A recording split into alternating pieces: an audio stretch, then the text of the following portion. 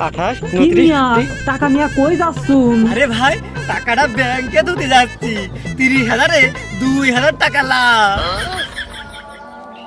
আরে মিয়া আপনি মাত্র 2,000 টাকা লাভের জন্য এই টাকাটা ব্যাংকে তুলতে যাবেন কে? হ্যাঁ, আমার কাছে এমন পলিসি আছে, আপনি এই 30,000 টাকায় লাভ পাবেন মিয়া।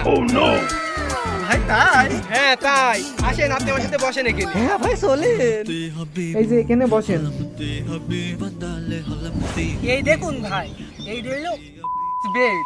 এখানে 1,000 টাকা লাগালি যদি আপনার ভাগ্যে থাকে আপনি 1,000 টাকায় 10,000 টাকা লাভ পাতে পারেন।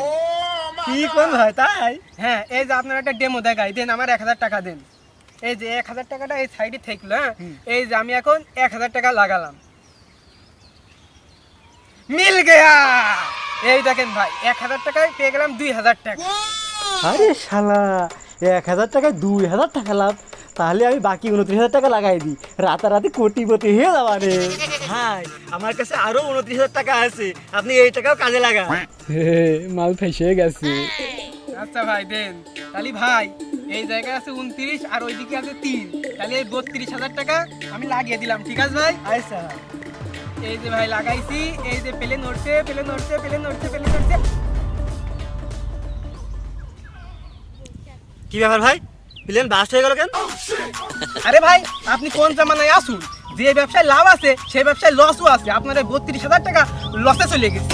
হ্যাঁ আমার 30,000 টাকা দিয়ে দেন ভাই। অনলাইন জুয়া এমন একটি গেম যেখানে ধনী হওয়ার থেকে ফকির হওয়া মানুষের সংখ্যাই বেশি। তো আমাদের সবার উচিত সতর্ক হওয়া এবং আমাদের পরবর্তী প্রজন্মকে এই অনলাইন জুয়া থেকে বিরত রাখা। ধন্যবাদ।